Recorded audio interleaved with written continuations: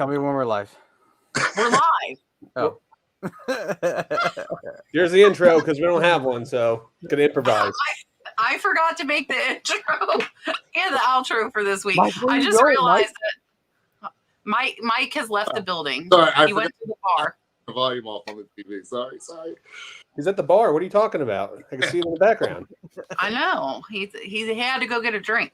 Hello, everybody. Welcome. Thank you guys for coming. We're happy for you to be here. Another Tuesday Night Live.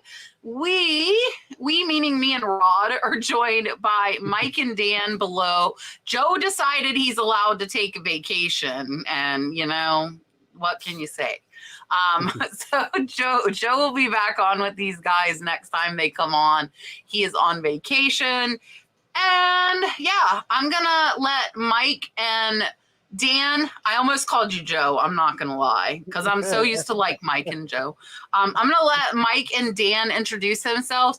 We already have 11 questions in the K, so if you have a question, get it in early, guys. Get it in early. I think we had over 20 unanswered last week, so depending on the week, it you know, he's still here. I haven't fired him yet, Troy. He's still here. Surprise. No. All right, let's go ahead and let's let Mike and Dan introduce themselves, and then we'll get to your questions. Here's Mike. Hey everyone, I'm Mike, the January House. I look a little different than the thumbnail. I'm a reseller in Central Pennsylvania, and I have an auction channel, the January Auction House, where I do live auctions every Sunday night at 7:00 p.m. Eastern. So if you're into that, check us out. We have a great time over there. And thanks for having me, Kat. Appreciate it. Perfect. Here's Dan. Oh, no. Oh, great. Hey. That was great, Mike. Hey, my name's Dan. I have a YouTube channel, Dan in Demand. I'm a reseller in Indiana. Oh, Northwest Indiana, right, Mike? You said Central Pennsylvania. What else did you say? I generally sell clothing and shoes and stuff. Like, well, not stuff, but clothing and shoes. And I attempt to make some YouTube videos once in a while. And I think that's it, right? I think that's good enough, right? I mean, I don't know what the heck else you yeah, I have do. to say thanks, Kat, for having me on again. The last time I was here, I didn't meet Rod. So Rod, nice to meet you. Nice to meet you. All right. I'll take you off. I don't like being big either. I'll let you off the hook there. You're vacuum. All right. So don't forget, next week we will not be here. The show will be here, but none of the four of us that you see will be here. And I will announce who is going to be on the show. And there's some big names coming on next week while we are not here. So let's get to the questions. We will be in Phoenix. Rod and I will be in Phoenix a week from today. So, Kat, speaking about that, yeah. I actually was on the phone with Trish before I came on the show here. I know she told me you were supposed to tell me stuff. She just texted me and you didn't tell me. Are you going to tell me live now? I'm going to tell you live now. I'm going to put you in the spot. Okay. So she wants us to do a giveaway again this week. Do her 2 tickets, but she wants us to double it this week. So because it's the last week for this, she wants us to give away 4 tickets tonight for the virtual sessions. And 4 tickets. If you're in the virtual sessions, this is new information for both of us. You can actually ask questions and they will be answered by the speakers at the event. So you can actually interact with the speakers during the virtual sessions. And if you guys can't make the virtual session and win your ticket, you have up to a year to go back and view it. So you don't have to do it. You can view it at any point in time. You can go back and view it multiple times, but you have it up to a year to do it. So even if you don't win tonight, if you buy a ticket for those 2 days, you guys can still view it up to a year. Great reselling information. So give away 4 tickets tonight. Yeah, and that's cool. So it'll almost be like this, like we're doing right now. And we're going to give away American Bubble Boy, my go-to tape again, because Mr. Joel is also very generous with his tape. So we're going to have 5 giveaways tonight. So definitely don't go anywhere. Get your questions in early for sure, if you have not. First question is from Gaia Girl. She said, should we copy and delete listings in Poshmark and Mercari to increase sales? Like she's saying, like I have been doing and having success with on eBay. Well, I guess if it works on eBay, right? I don't, but you probably should. I do sell on Poshmark and Mercari, but I don't delist and relist them there. I don't know why. I just don't. That's it. That's it. That's all I got. I don't know. I don't. Wait, do I go now? Why not? Oh, okay. Yeah, I don't either. I just yeah, like Mike said, if you have success, I just do it. I don't do it because I cross list, and then it would I don't know. I think it would. I don't know. I just don't do it. I should just share my closet. I don't have much success on Macari, but I do okay on Posh. I mean, nothing to brag about, but I make sales. So I don't sell much on Posh. I have sold a ton in Macari over the years of that, but you should, instead of deleting and relist like you do on eBay, you should get a refresher. Is that what's called, a refresher or the relister that automatically does it for you? Kat will tell you more about it. That's what she has and uses. Yeah, so I actually just started about 4 days ago doing this on Poshmark and Mercari. The issue is, and I'm not doing it. I set up my auto lister like Rod was talking about. The problem is when that happens, it changes the number and it's not linked to my list perfectly listing unless I go and link it. So then I just have to search a little more, but I'm trying it and I have not had any more sales on Mercari. Mercari's been in the trash for me, but Poshmark is doing very well. But none of them were relisted ones. They were ones that didn't get relisted. So I'm trying it. I think if you don't have a bunch of listings where you could keep up with updating the numbers, then that would be great. Otherwise, you just have to do more tail end work when stuff sells and make sure you get it off all of the platforms. I'm going to try and talk to them at the event that we go to and see if there's something I don't know, maybe some kind of, like to pull it all back together kind of thing. Yeah, Mischievous Mariposa, the ending and sell similar is definitely working. For me, it's working on lower dollar items. This was our worst weekend in sales in the last 2 years. And it was a 4-day weekend. It wasn't even a 3-day one. And it was still the worst weekend in 2 years. So it's selling older stuff, but it hasn't sold higher end stuff. Mark is prepaying his late fee for next week because we will be in Phoenix and none of us will be here. None of us will be here, but some very special people will be here. All right, Mark, here is, I don't know what I'm going to give you. Here's your dolphin. Hi, I'm Dolphin. So what about his late fee for this week? He wasn't late. He was actually on time. Heaven help us. I don't believe it. I don't know what we're going to do. I call it recount shenanigans. I made him pay a late fee on Whatnot last week. He only paid $2 though. It was like a discounted, I guess, because Whatnot's discounted, right? Like discounted prices. Right. So he paid a discounted late fee. Oh, I echoed. Tony says, please explain how the monthly item count works. It says I get 1,000, but stops me at 250. I think I know what's going on there. Mike, do you know what's going on there? The only thing I know is like this, whatever. When I started, there was no like starter store, but now there's a starter store and you only get 250 listings. But I have the basic store, which gives you 1,000 listings and 250 auction listings. So I don't know what store he has, maybe, or I don't know what he's doing. That's all I know about the monthly limits there. Do you want me to guess? Yeah, go ahead. Yeah, everybody guess. Take a guess.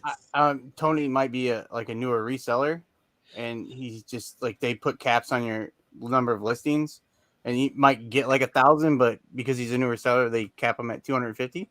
That's what I'm gonna guess. When I opened a new account, I had 10, and then I had a call to get more.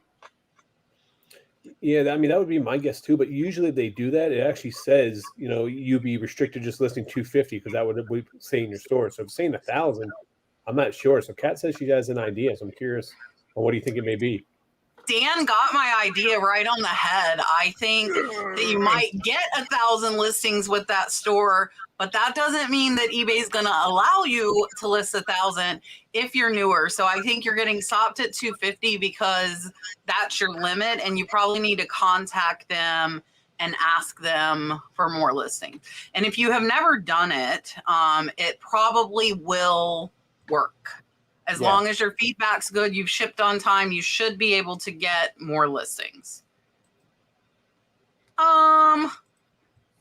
Transformation Circle says, does eBay send a notification letter letting people know when the seller know when the listing is ending? I used to see a notification in red in the seller hub, but this display is no longer available. Not that I know of. When you have an auction item that doesn't sell, you get a notification, but I don't think on your regular listings, at least I don't, because it just relists it, right? It just automatically relists it. Yeah, I don't think so either. So if you go to your active listings, and if you see there will be a countdown in the last 24 hours, that countdown does turn red, and for like the last like 12 hours and stuff like that in there, you just have to click on your active listings and then go by endings soonest, and it will show you in your store. But I mean, other than that, it's just going to automatically relist. So they used to give you a notification before, because before back in the day, eBay didn't auto relist. So when they added the auto relist feature, that's when that changed. Yeah, and I'll tell you what I use, because in the listings that are ending that day anyways, and on the seller hub on the front page, if you scroll down on the left, and one of the little boxes, it says ending today, and it'll tell you how many are ending today. And you click that and it'll show you everything that's ending that day. I have learned, if I don't do it first thing in the morning, like I am an early morning lister a lot of times. And so if I go at like 10 or 11 in the morning, like half of them have already relisted, because when I originally did them, I did them really early in the morning. So I would suggest checking it early in the morning. So there is a ending today button on your Seller Hub dashboard. That's not on your phone though. It's only on the computer. So Kat, I'm curious, since you have 6,000 listings, are you going, I know you're ending your old ones and relisting them. Do you have a cutoff by like how many months it's been listed, or what is your system? I started doing 6. I started doing 6 months. So in the beginning, I actually wasn't paying attention. I just did them all. Now I started doing 6, and I actually, somebody told me they do 3 months. So I guess I'll kind of see how the 6-month thing works. But somebody in the chat last week had an excellent idea, and I've adopted doing it. And that is, when I end them, I put that original listing date, so I know when it was listed, when it pops up for offers. And for me, it's good for what sold videos too, because I could be like, oh, I bought this in June of 2023. And so now I'm putting it on my new listings before even ending them. So that is one of the pieces of information, along with where I'm storing it, that I'm putting into the custom SKU. I wish I would have thought of that sooner, because like I kind of guess, oh, I've had it like 6 to 8 months. Now, if I do that, eventually I'm going to know exactly what month and year I bought stuff. You should also add in price point too, if you know what your cost is, just in case as you go, because then that's just good feedback too. If you get it's been up there for a while and have an offer, and you're like, oh, I forgot what I paid for this. Oh, okay. I mean, I know you source. Once I start buying again, I will. Like all the stuff in my death pile is pretty much paid for, because it was in big lots, and that's kind of like the leftover stuff. So once I do, though, that is a good idea, especially with higher end stuff. If you're paying $300, $400, $500, you really want to know what you paid. So I think adding more information there in the SKU is great to like have your own little file system, because your customer doesn't see it. Miss Jeanette says, I'm hoping to get some shipping help and would love to get any ideas you have on training, if you have or have ever had help. Logistics, if you store things off site, or any helpful information. So if you have had somebody or do have somebody, let her know. And if you don't, let her know some things you might think would help. Cool. I don't have anyone that helps, and I don't store anything off site. I don't know. Trial and error. Watch out for the next shipping increase from the post office next month. That's all I got. I don't know. It's basically trial and error for me. I always have my supply. Like I was big on making sure I have my supplies. When I first started, I would like, oh, I don't have a box, and then you have to go find a box, and I buy my boxes. I don't know if you recycle boxes. I buy all my boxes so they're all like, you know, flat and sit nice, and I keep a stock in here, and then I keep the rest out. I keep all my inventory outside, and I keep my extra boxes out there, and just I kind of, you want to make sure if you're selling big items, you have dimensions right inside eBay, or else you're gonna get beat up on shipping. And I did that a lot. And then kind of once you get a hang of it, you'll start to understand what stuff's gonna sell for. I mean, what it's going to cost, I guess. And I would just make sure you have your weights in there, right? Like with some packaging, like add to it. If something weighs 15 ounces, with a box is going to be priority. So it's just kind of trial and error. And then you use YouTube. Like if you don't know how to ship something and something's crazy, look it up. You might find a video on it. So I would say the biggest thing is, if you're going to have someone shipping your items, you have to have a really good inventory system, because make sure it's organized, make sure it's easy for them to go through, make sure the totes are numbered either like 1 through 5, 1 through 10, or A, B, C, whatever system you put in place. Boxes. I like to use clear totes when I can, just so that I can see where I have space to put items in at a later date. The biggest thing is, make sure that, if someone's going to be working for me and shipping my items, I would literally sit with them probably and ship with them for 2-3 days, because shipping is one of the most important things with your eBay business, because that's how you get negative feedback. That's how you get pissed off customers. That's how you get returns, so it's a big factor to it. The biggest thing is making sure to over wrap and over protect your items. I'm a firm believer doing that. Make sure there's no space in the boxes, and make sure you have items that fit perfectly in the box. Also, too, teach them how to Frankenstein boxes, because Frankenstein boxes will save you a lot of money, and you won't get dinged on shipping. So teaching them how to use a razor blade to slice the side of a box, to fold it down, to reduce all that unused space is really crucial, and one of the biggest mistakes new sellers make on eBay, because they get charged higher shipping fees, or maybe they weighed their item and then they use a bigger box they shouldn't use, and they have all the extra space. Now it bumps up an extra pound, extra weight, or extra dimensions can really mess up your shipping, especially with all the changes. So that's probably the biggest thing. Yeah, so shipping's actually like the last thing I would hire somebody to help with. And it was the last, because especially if you have breakable items, like I still like cringe watching my husband do it, and he's been doing it for 4 years. And I'm like, that needs to go. He's like, I've been doing this. I'm like, okay. So I would say you need to be with them probably at least 2 weeks minimum, every day, hands-on, step by step, because you don't know what's going to come in as far as shipping. I'm just like OCD, like my shipping, like I said, I guard my shipping more so than any other aspect of my business, because if it is not shipped right and it breaks, it's your fault. You're out the money. And a lot of times it's one-off items that can't be replaced. And people had a good idea. Like Deborah said, there are a lot of shipping tutorials. I have some. She's saying Scott as well, who is Cha-Ching King. Have them watch them, say, hey, watch these videos. As far as packing, I have one on like breakables where I use Instapack. If you're wanting them to pull, they made a great point. They need to be able to find the stuff. So are you wanting just shipping, or are you wanting them to pull the items and ship them? Like what exactly are you wanting them to do?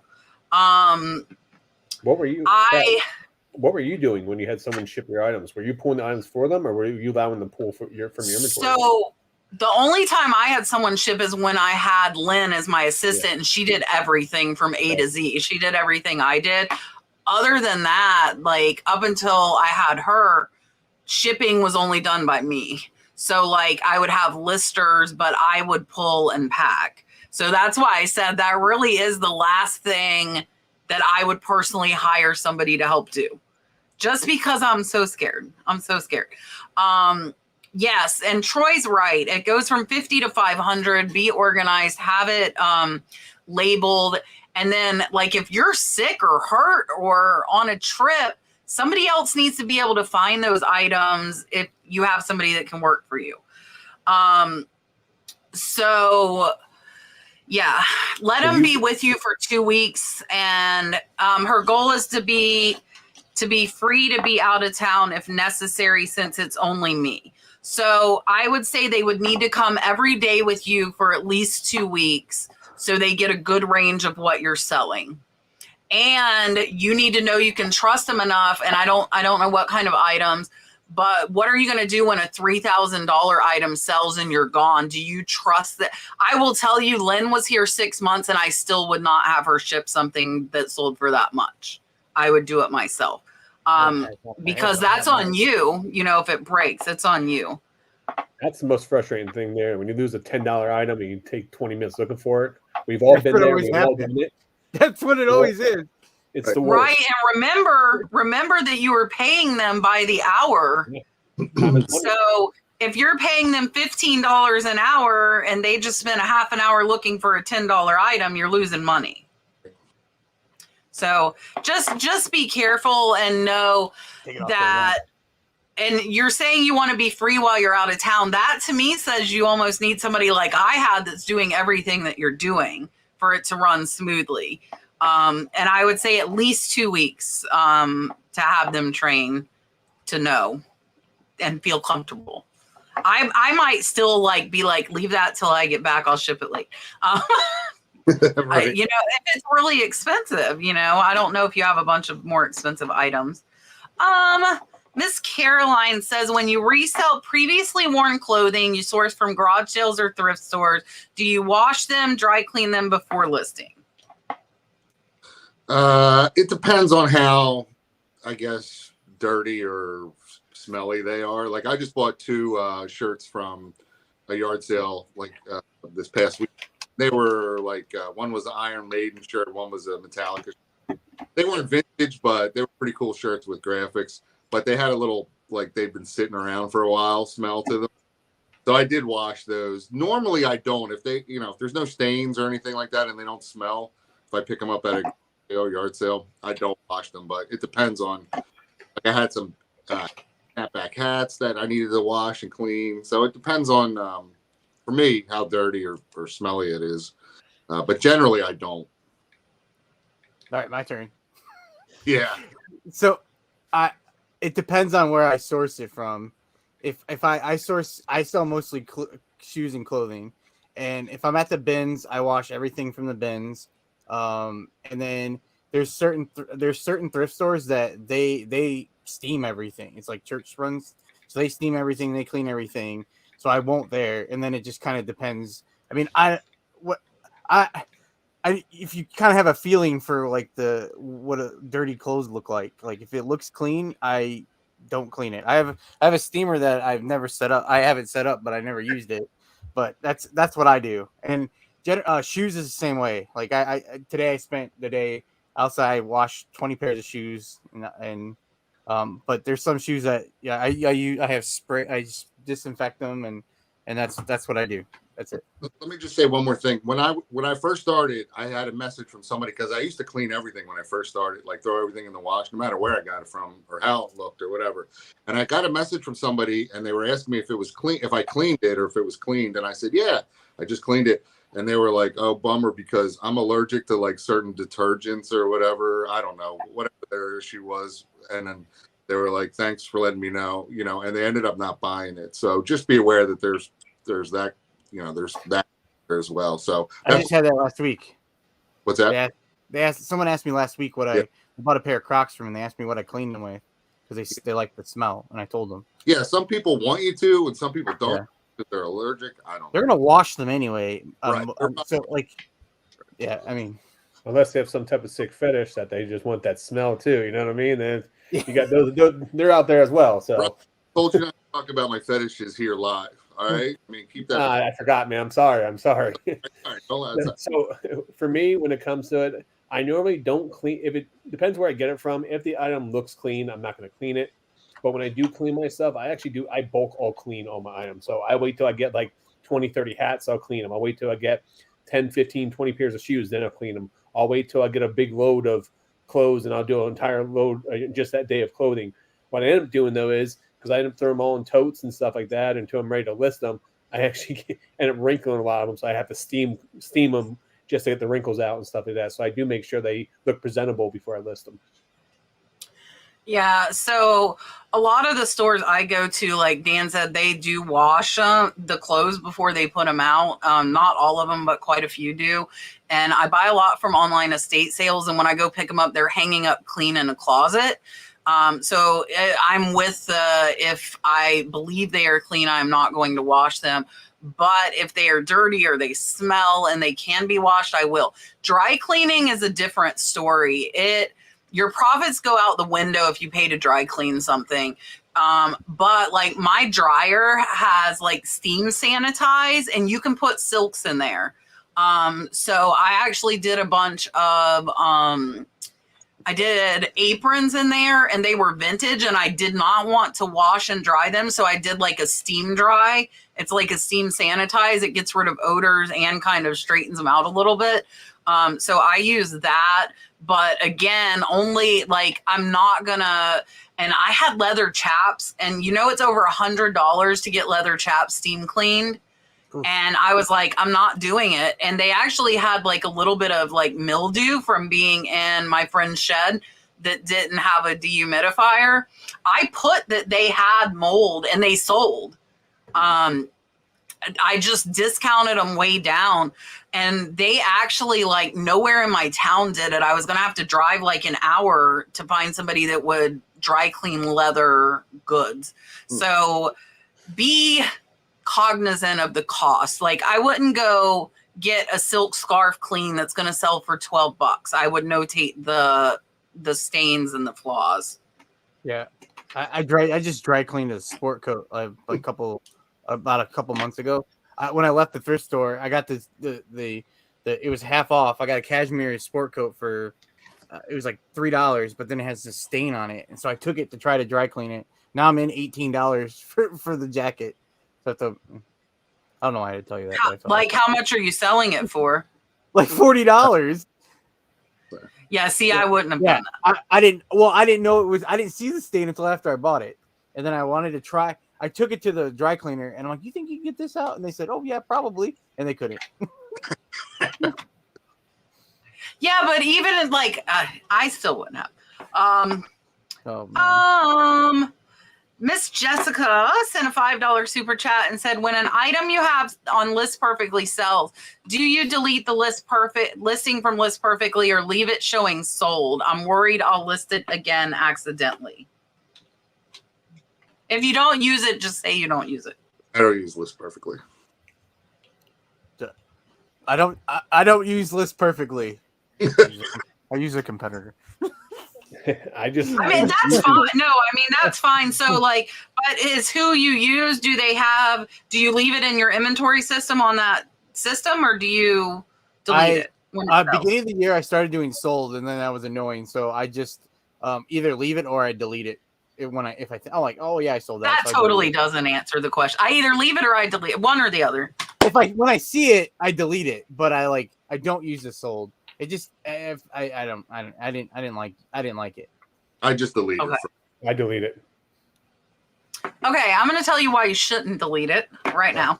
And I will tell you there's an amazing and I used to delete them, but there's amazing filter on List Perfectly. You can click on not sold and you'll only see not sold listings. So I leave that on all the time unless I'm looking for something that's sold. Why should you not delete them? What happens when that item gets returned, gets sent back to you, and now you have to take pictures all over again and relist it?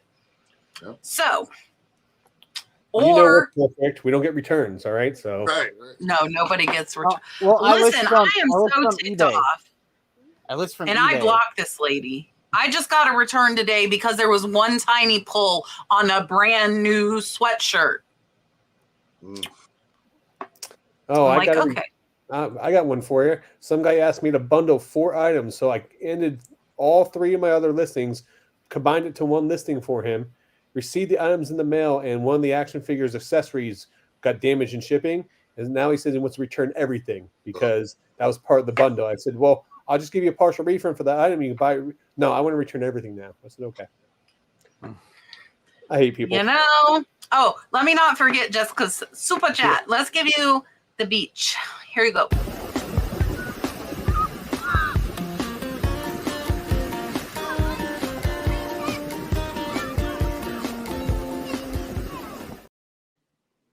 He's actually wearing that outfit today. That's kind of funny. He's wearing that. He really likes it. He picked it out himself. He's wearing that same one today. Miss Rachel wants to know, how did you up your subscriber amount on YouTube? I'm stuck just below 800 for weeks. Even the French accent doesn't help. You know, I never tried French accent. I tried growing a beard and long hair. That didn't seem to help. He was trying to fit in before. That's what happened. Our look. I don't know. For me, when I was starting out, I just try to be consistent with your videos. Like if people know it's always coming out like on a Wednesday or Friday or twice a week or whatever it is, I think people like that. And then just go around and other people's chats and videos and like and subscribe, and interact with other people, and they'll get to know you and they'll check out your channel and it'll grow from there. Yeah, I like what Mike said. I can't answer this because my channel's been stuck forever. Like, pass. I can't give you advice. Your first 1,000 is the toughest part of YouTube, is getting that going, and you got to be consistent. Make sure you're putting out weekly videos. Make sure you put out content people want to watch. Also, too, interact with as many people as possible. Come in live chats like this. And I mean, one of the biggest pieces of advice that I got from Kat is, when I was starting out, she's like, go be everywhere, be everywhere. So every time someone goes on their channel and see that, like, if you go on YouTube right now, you'll see me in like 4 different picking videos that dropped this week, from like Common Little Picker to ADH Dave. And like, I'm in multiple chats. I'm on comic book channels, talking about comic books last night. Like, be everywhere. And, like, it's a full-time job. If you really want to do that, and it's one of the best pieces of advice that I got from Kat. And I just hit 6,000 actually last night on YouTube. So you're definitely going to jump up and grow fast. You just got to be consistent and be everywhere. And Rod has a good presence on like Instagram too, right? So like you could drive people to your YouTube channel from there as well, like new video drop or whatever. Check out my YouTube. Try to drop it on there as much as possible and stuff like that. But I mean, that's a good point. Be everywhere, not just be on Facebook, be on YouTube, be on Instagram, be on Craigslist. I mean, whatever you're gonna do. So OnlyFans. That's just me, sorry. I mean, yeah. Be consistent. I would drop the same number of videos on the same day consistently. So if you can only do one a week, do it every Monday, every Wednesday, every Friday. Be consistent. If you can do it twice a week, do it twice a week. To grow my channel, I did it every single day for months. Yep. It is a hustle. It is a grind. It is a lot of time. And it might or might not pay off. YouTube, there is no proven formula, no matter what the books say. I will tell you that. And I agree with Rod. I will tell you, when I first started my YouTube channel, I was in lives 40 hours a week, and I was not getting paid. I honestly, I'm a little bit out of the loop. Like this live, I know Josh used to do a ton, Harry Tornado, so I would be in his. Dom Primetime did them. Bolo Buddies. Dom and Bolo have both stopped. Reselling Network Tuesdays. Regina and Derek are live on Wednesdays. I'm trying to think of who's still live. Eric, Reselling Network. Eric and Leroy and Tim over the years and Surrock Connection. They're all live every Tuesday morning from 9 to 12. They do listing parties and stuff. Yeah, so go into all of those lives, and you want people to see your name everywhere. Everywhere they go, there you are. I think they're like, are you everywhere? I think I annoyed them because like they could never be somewhere I wasn't. The consistency, and a lot of it is luck. My channel exploded after a teacup video. If you would have asked me before that, if I thought that would have made my channel go insane, I would have laughed at you. And people still laugh at me about the teacup thing, and that's okay. It's okay, whatever it takes. But if something works, do it again. So like for me, that was the research videos. They to this day are my most viewed videos. So are my high dollar what sold videos. So you got to find out what works, what your people want, what you want to do, and then you do it. You know, you can't do something only you like and you don't get a response to, you can't keep doing it. You got to get some kind of feedback that people are liking it, the views are good. If they're crappy, then try something else. So like watch the 1 of 10 drops, but I did daily uploads. I have over 1,000 videos in three and a half years. So probably almost half the time I've had this channel, I did daily videos, to give you an idea. But it depends on how much you want to hustle for free. And you know, also too, make sure you have a passion for it, because I mean, like you said, you're going to be doing this for free for a long time. If you're doing it just to be rich or make money, you're doing it for the wrong reasons. We absolutely love content creating. It gives us an outlook. It gives us a way to give back to the community. So this is the reason why a lot of us do this, because I was doing this for free for the longest time until I started making money from it. But at the same point in time is like, I would still do it for free because it gives me a creative outlook. Be real though. People can know when you're fake.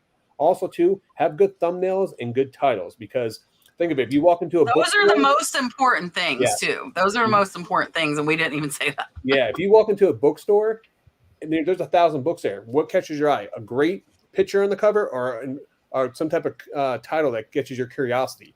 So make sure YouTube had that. And then also too, go on YouTube. There's 3 channels I highly always recommend is Think Media, vidIQ, and Nick Neiman. If you go to those channels, they teach you how to build your channel, what to do and what not to do. And they give a great advice. I would highly recommend going every day, go there and watch one video and try to make your channel 1% better every time you put out a new video, and you're going to be fine. Yeah, and Nick Nimmin does a Saturday live at 9 a.m. every Saturday, 9 a.m. Eastern. I was in that listening to all those questions for over a year. And his brother, I'm sorry if Nick Nimmin watches this. His brother Dee Nimmin is amazing. If you pay to be on his channel membership, he will review your channel. He will tell you what you should do. And he is absolutely amazing. He helped me so much. He came in here, I think when I hit 20,000 subs, I can't remember, but he came on my channel and he's a way bigger channel than me. And he came in here and super chatted me for my accomplishment. So both of those brothers, Dee Nimmin and Nick Nimmin, are excellent. They'll teach you how to set up your channel. Watch. Instead of I love you watching me, but if you really want your YouTube to grow, watch some stuff about YouTube and how to grow your channel. Yep. Who sent a super chat? Miss Deborah. Miss Deborah said, I've been researching, watching many videos, sourcing, listening to my mentors, all of you, and getting ready to launch. Thank you for your wisdom and paying it forward. Anything I'm missing? Are you talking about starting like reselling? Or YouTube or... Let us know what you mean, and I'm going to give you a dolphin. Tell us in the chat, Miss Deborah, what are you wanting? What are you starting? Are you starting listing on eBay or Poshmark or Etsy? Or are you starting a YouTube? Let us know what you're starting. I'm going to give you a dolphin real quick.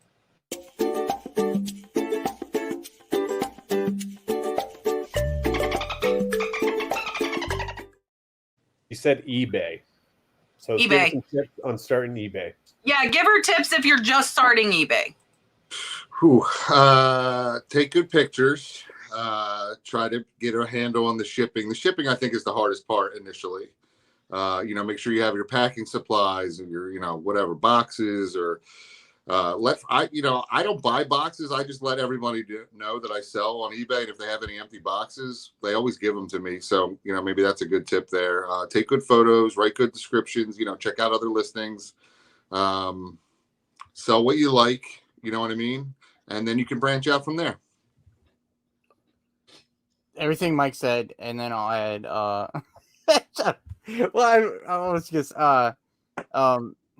make sure once you sell something, like just if you have 2-day handling, make sure you get out in 2-day handling. Right. If you're just starting, you could do the if you worry about feedback or whatever, I instantly give feedback when someone pays, and now I have it where they give it to me when they give it to me. I used to put I get away from it now, but I used to put thank you stickers on everything. I don't do it much anymore, but stuff like that. I make sure I get my stuff out as fast as I can.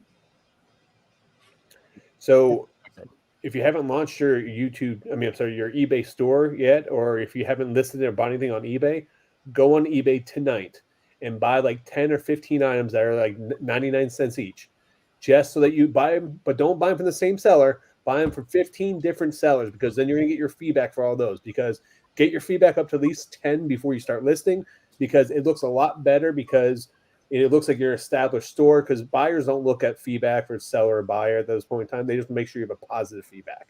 So I recommend like sports cards, because you can buy it for 99 cents for free shipping on eBay, even if you don't like sports cards. It's just something super cheap that you can quick get and get positive feedback on. Also, too, buy your shipping supplies. Bubble wrap, get a digital scale that has the little string that attaches off to the side, not the one that's on there. It tells you the weight, because when you get big boxes, you're not going to be able to see that. And I made that mistake when right there, boom, that's exactly what you want right there. Don't get the one that has don't get that one, because you get a big box. Come on. You can't see it. So That will help. it does help. Yeah, she already has feedback. She's been buying for years, so you're perfect. Yeah, Good. so You don't need to buy. I mean, I don't know what's holding you back. Just start, because you may be restricted. Actually, you've been buying on eBay for years. You may not be restricted that much on your selling limits. She might be able to list like 1,000 in the beginning. So probably the biggest thing I would tell you now is recommend if some type of organization system. If it's clear totes, boxes, that's actually cool. You can buy stuff from us. Yeah. But make sure that you have a good inventory system. Make sure you weigh your items properly. Just make sure there's any flaws. You take good descriptions of stuff, because you cannot afford to get any type of negative feedback, especially starting out, especially under 100 positive feedback. You can't afford anything, because it really messes up your percentages on that. Yeah, so I think they gave good suggestions. The big thing is just to start. I would be consistent, whether that's you can list 2 a day, you can list 5 a day, you can list 10 a day. You know, do what you can do and be consistent in it. I would learn, if you're going to start on eBay, since you said eBay, I would learn eBay pretty good. The only exception I tell everybody is, like, if you only have, some people only get 12 listings because it's ridiculous. If you have that, then I would pick a second platform to learn. But if you can list 250 on eBay, learn eBay first for a couple of months. And then I do recommend cross posting, especially right now, sales are slow. So the more platforms you get on, the more sales you're going to have, no matter which cross posting service you want to use. Doesn't matter which one. But master one first. Don't try and go start on 3 or 4. You're going to get confused. It's going to overwhelm you. Just master the one first. Make sure if you set 2-day handling time that you can do it. If you set 1 day that you can do it. And if you can do 1 day, ship every day, I would set it at that, because most people want stuff fast. I personally always look at when the item will arrive, and I will pay a few dollars more if it's a seller close to me, and I'll get it sooner, because I'm in that Amazon mentality. Like, I want it in 3 days. We ship every day. Patricia says start with the good stuff. So that if you have feedback, I would agree with that. If you had lower feedback, I would worry about scammers. But if you have feedback from buying for years, you shouldn't get those scammers like most new sellers get. So that's a great tip as well. List stuff that has a good sell-through rate. So what that means is when you search, if there's 50 listed, there's 50 sold. That's 100% sell through. I love to see 50% or higher. So if there's 100 listed, 50 sold. I'll tell you, most of mine, I've had a few lately that were over 100%. But since I'm not sourcing new, I'm listing death pile, I'm seeing like 10 and 20% sell through. And I'm like, man, yeah. So good tips for sure. let's see. So these two are the same question. I'm going to pop them up. So Jean said, can you please explain end? And she means end and relist. And then right below it, Miss Patty said, when you end and sell similar, what do you do on List Perfectly? For you guys, it would be on whatever cross-posting service you're using to adjust those new listings so they show copied like the old ones. So if you do end and list, how are you handling that? And Mike, if you want to explain it, otherwise Rod or myself can, like exactly what end and. Yeah, you should just do it, especially with the List Perfect side of it. Troy. What'd Troy say? He wants me to explain lust. Lust. Listen, buddy. I'm gonna take your wrench away. Behave. All right. Before this gets too off the tracks here, the biggest thing about the reason why we end an item and then not relist it but sell similar, because it registers on eBay as a newly listed item. So if you end the item, if you relist it, it's going to use the same number as you had before, and it just eBay registers it as the item that was already up there. So by ending it and then do sell similar, and then usually when I do sell similar, I'm adjusting my price or something along those lines, just for the fact that it has been up on eBay for a long period of time. The reason why I do that is it gets it refreshed, it gets it at the top of the algorithm, and it looks like a brand new listing. Also, too, you want to try to list at least 5 items per day in your store. I always highly recommend that, because just consistently people search on eBay by 2 different ways. They're going to search by what's ending that day or newly listed items, because they're trying to get items that people underpriced that just popped up on eBay. So that's the way a lot of people search by those 2 different things. So by selling similar, you're having items be put on eBay every single day, which helps the algorithm. Also, too, you can get new traffic to your store. Even if you don't have time to list that day, at least you're getting items put up there. And I'll let Kat take over the List Perfectly part to this.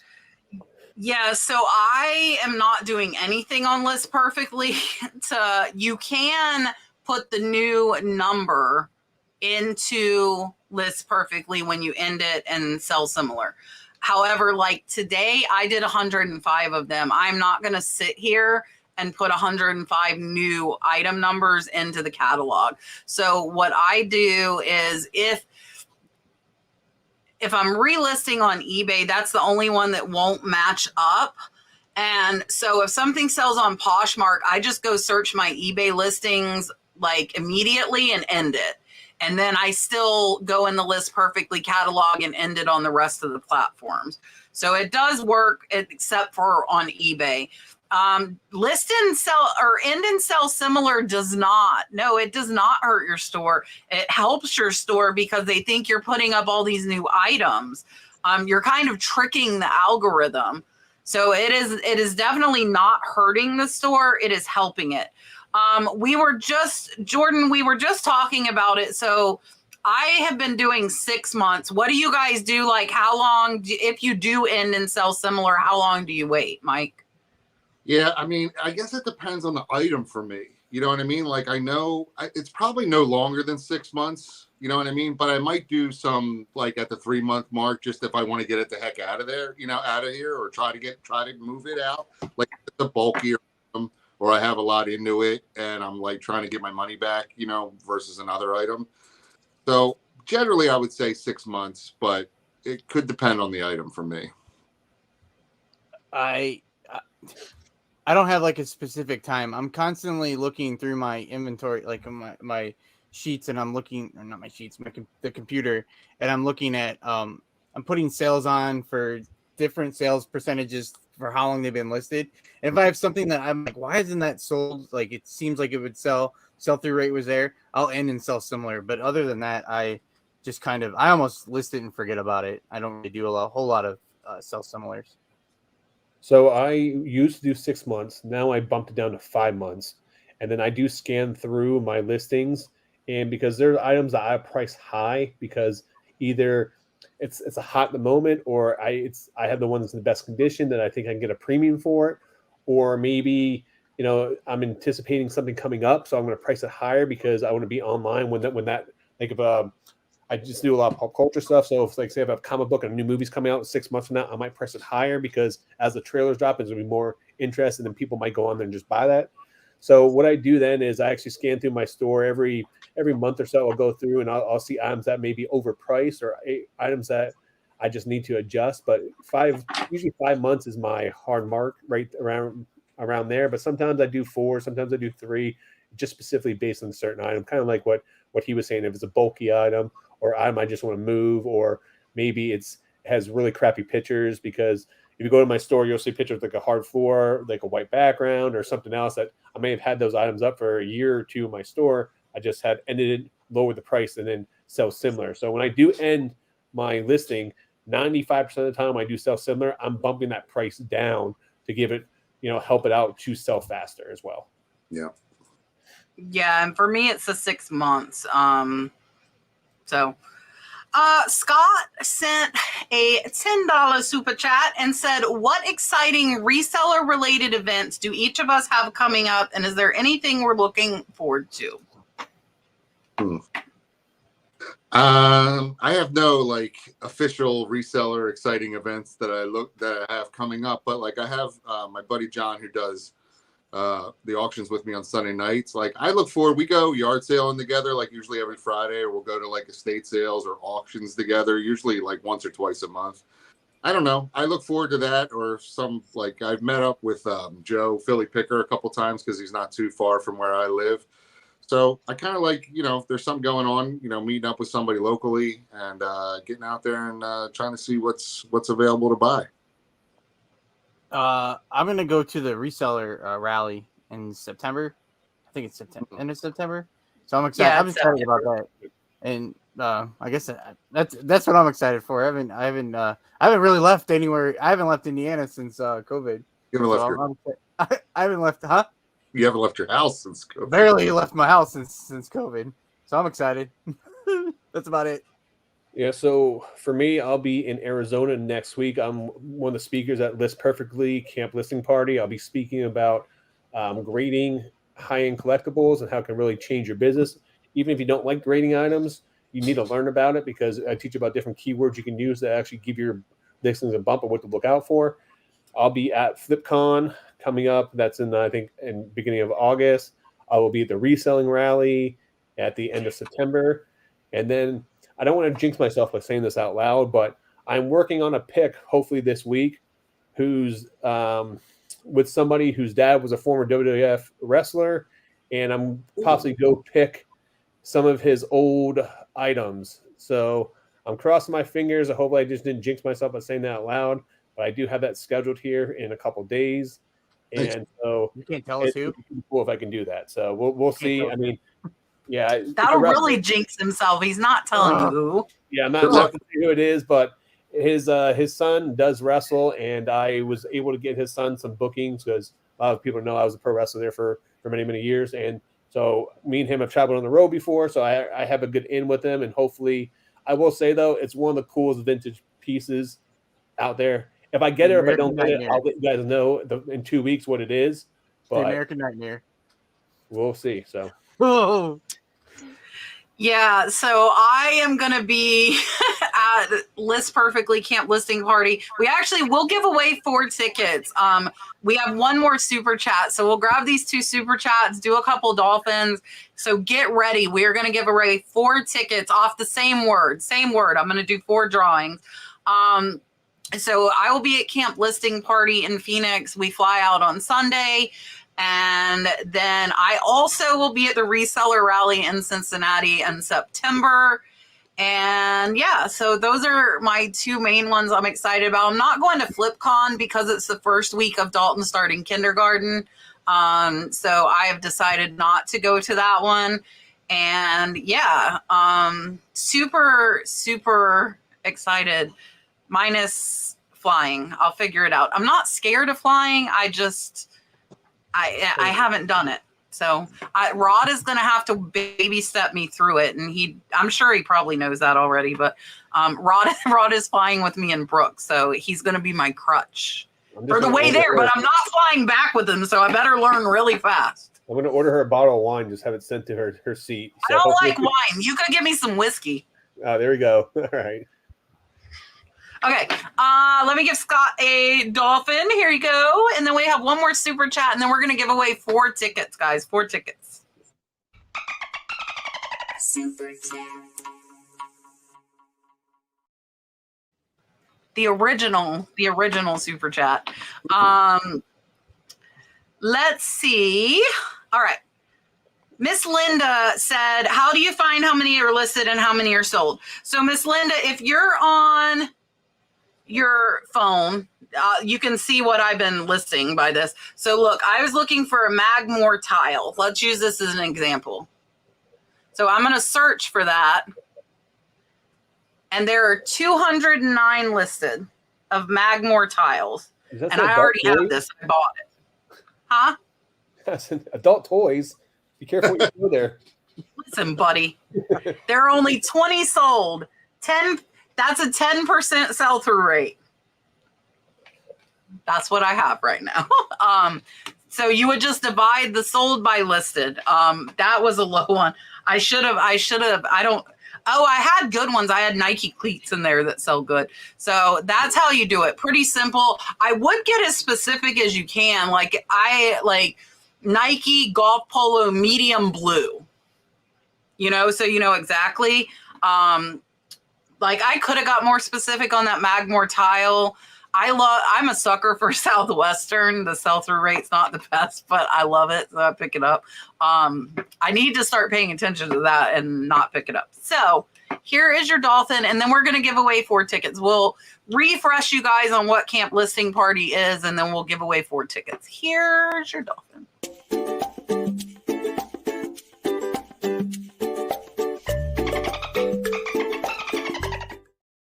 You know, the sell-through rate is very important, especially for new sellers, because that's actually one of the biggest mistakes I find out when sourcing. It is. And I feel like, and I told my members this when I was doing store reviews, I feel like I've done a bad disservice to people that have watched me for years because I haven't impressed that. But you and I should have. I really should have. Yeah, but I mean, the biggest thing though with a lot of stuff you show too, you're buying lots, so it's not like you have the option to sometimes go through sell-through. I know, but I really think people need to learn that. Like, oh, I see. Yeah. Sean says somebody recommended chewing gum and vodka and bloody berries. Got it.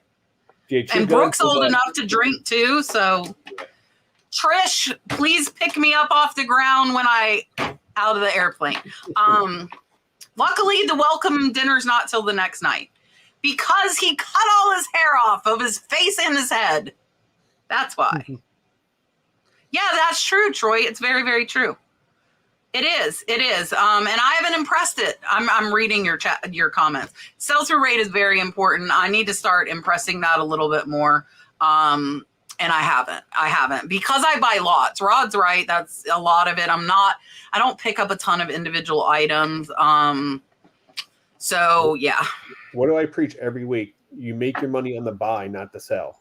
Yeah. So if you're buying low, you can afford to have a little bit longer long tail items because it was just going to sit there. You're not tying up your money, but you want fast selling items. So you can find fast selling items. You can actually pay up for those items if they're fast selling. Like I'll pay up for video games. Well, my lots are all paid. Yeah. My lots are all paid for because I buy it for 1 or 2 items that sell fast, and then the rest is all profit. Okay, Camp Listing Party. Rod and I will both be there. We are flying out Sunday to Phoenix. It is Tuesday and Wednesday is the actual event. So we will not be here next week, but the show will be here. I will announce at the end who will be on it. 4 people that do not include myself or Rod will be running the show next week. And our moderators are not here. It's going to be the Wild Wild West next week. Party at Cats next week. Camp Listing Party. There are 27 of us speaking. Myself and Rod are 2. There are a lot of amazing speakers. If you can't go to Phoenix or you're not in Phoenix, you can buy a virtual ticket for $85 for both days. You will be able to interact with the panels if you're watching it live and ask questions and get responses. So really good value. It's like 2 really long days, tons of reseller information on tons of topics, $85. But we are gonna give away 4 tickets right now. So I'm gonna start collecting comments. We're just doing #camp, guys. That is it. Marcia or Mark, can you drop the link for them to buy tickets if they don't win them, please? And let's share the screen. All right. Harry Tornado is going to be there. Rockstar Flipper, Rally Roots. #camp. Commonwealth Picker is going to be there. American Arbitrage is going to be there. Mikey Bags of Money. Las Vegas. One of the panels is me, Mikey, and Kevin. That's going to be interesting. So, yep, #camp. We've got 411 people here. It is virtual. You can watch it for the next year. So even if you can't watch it next week, you will have access to those. And it is an $85 value. We are going to pick 4 winners. And then I'm going to give away a whole case of my go-to packing tape from American Bubble Boy. Nice. Thank you, Joel. Thank you, Trish and Clara, for our giveaway tickets. Trish will be there speaking as well. Yes. Matt King. I'm trying to think who else.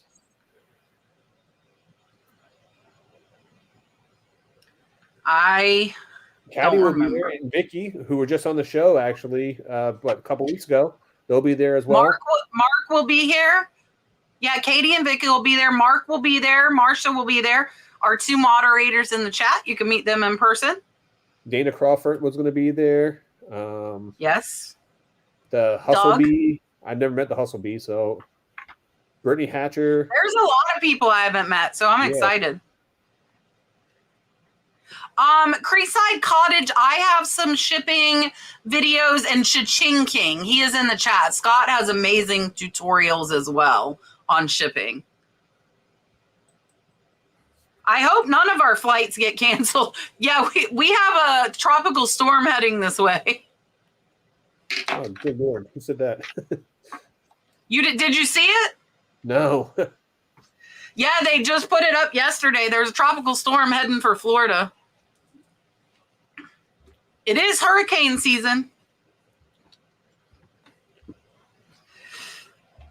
The total count of speakers is 27, Sean. 27 speakers at Camp Listing Party. I'm going to give you guys 1 more minute. We'll give you 1 more minute to enter, and we're going to draw 4 times. 4 times. We're at 156 right now, so remember, this is for back from Burnout from Australia. Bradford says Mel back from Burnout, who is from Australia. Okay. Rachel, coming up this weekend, the storm is coming. Oh, Mike's going on vacation. Not me. Yeah, it's been so much rain lately. Tropical Storm Bert, Marcia says. Bert? Did we already miss the A? We're on B already? I guess so. Yeah, only put it once, guys, and it'll register you. If you put it more than once, it's not going to give you another entry. I'm still seeing #camp, so I'm going to let it run for a little bit. We got 165 entries and 405 people in here. Rachel, it's really just rain. I mean, we're Floridians. We're used to it. We're like, whatever. It's really just rain. It's really just rain. It'll only give them 1 entry. It will not let them cheat. I promise, Kelly. I promise. Oh, Kelly, I'll go ahead and answer your question while we're waiting on entries. I have not forgot about you. I just simply have not had time as far as the postcards. I will decide if I'm going to sell them or not. And if not, I will contact you. I will not contact anybody else. I promise. Vita, it's not by who's first. It's a random drawing. Random drawing. I'm trying to get the 200, but I don't know if I want to wait that long. I would not like tornadoes or hail. I've been in hail once and I really didn't like it. Northport, I remember when Northport got hit hard. I had a friend that lived down there, Joy of Thrifting. You guys have gotten slammed with a direct hit. I remember that. I don't remember which hurricane it was. Brett, not Bert. Brett, Bert, Brett, Rod, Rob, whatever. All right. I'm going to go. So I can't see the chat anymore. I'm going to go ahead. We're going to draw 4 times. Here's the first one. Good luck, everybody.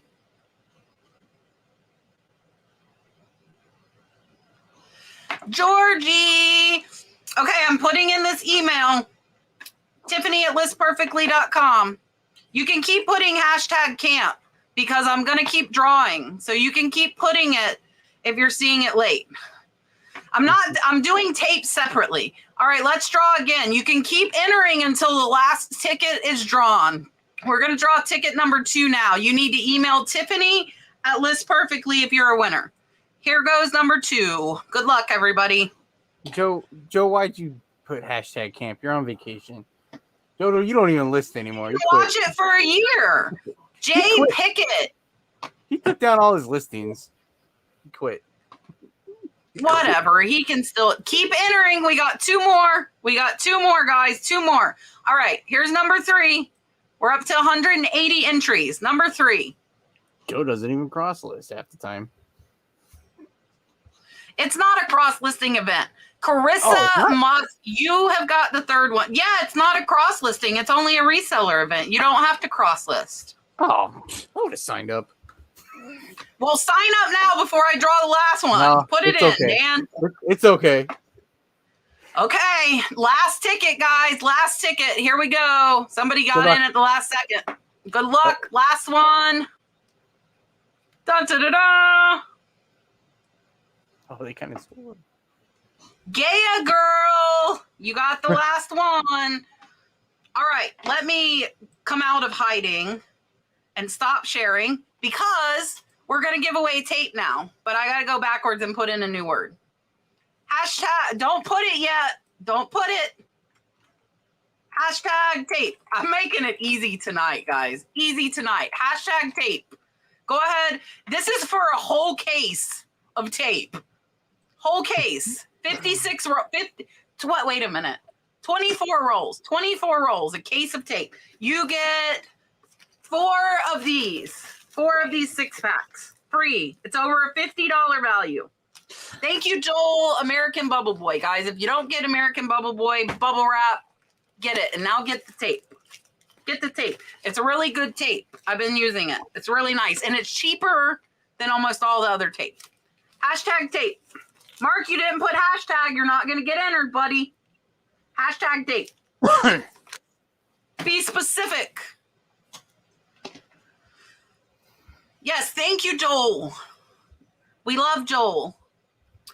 Joel is sponsoring. He's one of the sponsors for Camp Listing Party and the Reseller Rally. Joel sponsored the whole toast. Everybody got champagne on Joel at the last Reseller Rally. American Bubble Boy. He is great asset to the reseller community. He's very supportive. #tape. Ooh, we almost got 200 entries for some tape. Let's get to 200 and then I'll draw it. How about that? Tape is expensive. Yeah, this is $50. Yeah. Yay! Scott got some Bubble Boy bubble wrap today. 198 entries. Let's get to 200. And then we'll pick a winner. 199. You're so welcome, Carissa. I'm glad that you're in recovery. And I hope you get well soon. And I'm glad we can keep you occupied while you're recovering. All right. We got 206 entries, guys. Let's pick a winner. Good luck, everybody. Here we go. Case of American Bubble Boy bubble wrap. I will put in this. You will email me. Not bubble wrap, bubble tape. Oh, a case of tape. Cindy Thrift Chick, you got it. I'm putting my email now. Send me an email. Congrats. Cindy Thrift Chick, you got it. All right, let's get back to some questions. Tiger Allen Pride. I'm trying to build my return customer base. What's the best swag to include as a free gift to build a brand? Would you do a coupon, a button, a magnet? What would you do? Oh, that's a good. I never did anything like I did. I used to have the cards. I'm out of them now. I would show you, but I have another round coming. But like Vistaprint would make these little thank you cards. But I think like anything like monetary related, like the coupon, you can send that. You can set up a coupon on eBay to send, to previous buyers. I have had success with that for them becoming a repeat buyer. But I've never like given anything away like specifically to an eBay buyer to encourage repeat, other than the coupon. Yeah, I've done the coupon for people that bought stuff within. You could do it. I do it like in the last year. I'll do it, and I'll do that here and there. And then, other than that, if you do a good job, like make sure you pack everything. Like I pack everything like I'd want to get it, so they're happy with that. And then, you might get they'll remember. You can put a sticker in there, but I get a few repeat buyers, but nothing crazy. So that's my only suggestion, I guess. So I would say, to be honest with you, other than for like 20 years, I didn't give away anything free on my eBay, because if I have good prices and I offer good service, customers are going to come back. Since I started having a YouTube channel and other stuff to help expand my brand, I did have pick and punch and stickers specially made that I give, with a lot of my eBay orders and stuff like that. But honestly, you can send digital coupons for free on eBay. You can, you can send them custom private message on eBay. There's a lot of other things you can do, but instead of wasting your money in doing that, digital coupon probably the best thing, because especially if you have a big store and you get selling a lot of items, it's extra time you're spending doing all that other stuff. So I have these and I forget to put them in. I've had them for years. So I have these. They have my nurse flipper. Check us out on Instagram and YouTube. And then it says, thank you for your purchase. We appreciate your support on the other side. Honestly, I don't put a lot of it in. I don't get a ton of repeat buyers, and that's because I have such a variation on what I sell. If I specialize in like one certain type of item, I think I would be a little more concerned about repeat buyers. But because I do so much stuff, I don't see a ton of them. So if you are selling the same type of stuff, you could do that. But like, I'll tell you, I don't really repeat buy from anybody. Like I look for what I'm looking for and I buy it from whoever has the best price. And I feel like the majority of people, that's how it's going to be. Now a live selling app like Whatnot might be a little bit different. People are going to come because they like you. I have Vicky's question, guys. She's up in 2 questions. I have it. I told her I have it. I promise I have it. So yeah. So, if you're selling the same kind of thing, you maybe a magnet. Like I would probably be more likely to use a magnet than I would use a button or anything else, because I throw magnets on my fridge. So personally, that's probably what I would use the most. And then it might make me think to like, if I'm looking for what you have. ADH Dave actually had a good idea. He took everyone's sticker that people sent him stickers, and he put that as inventory system. So now Troy was saying Troy has a Dan bin and a cat bin. That's cool. Yeah. So I actually only send my stickers to people that tell me that they're subscribers, because I don't feel like random people would want a nurse flipper. They'd be like, what the heck is this? So I only send it to people I know are subscribers. Miss Susan, I refunk your junk. Aunt Roberta loves her. She came and bought some of Aunt Roberta's crafts at our resin and craft show Friday. So we love Susan. I refunked your junk. Here, I'm going to give you the pillow fight for Miss Barbara and you. I don't know if you like it, so you have to let me know. Here you go.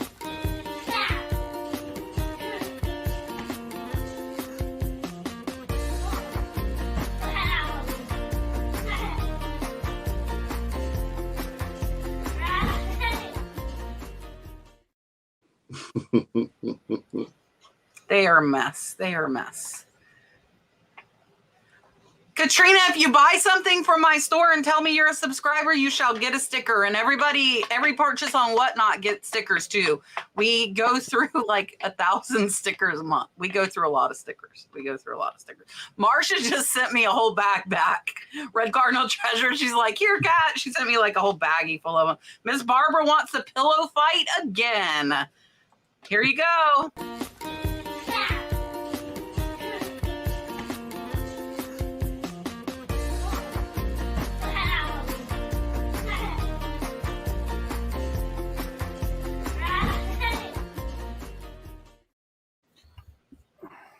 That's Miss Barbara's favorite. All right, guys.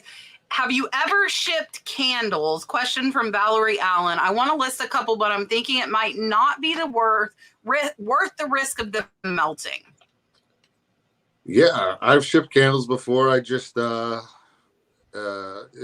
depends. I've shipped like just the tapered ones, like in a box that you buy, or the little votive ones just in a box. And I've shipped the ones like in the glass, like a Yankee candle, whatever, in the glass. I never worried about it melting until you said that. I mean, I don't know. I just wrap it real good. And if they're in glass, I usually double box it, just and pack it in it. I do that for anything glass, but I've never worried about them melting. No. I've never sold a candle. Really? No. Huh. I bought a candle. Huh. Some candles are worth a lot of money, just so you know. Yankee candles are good bolo if you find them at yard sales or thrift stores for super cheap. But I've sold those before, but had no issues. I just ship it like I shipped everything else.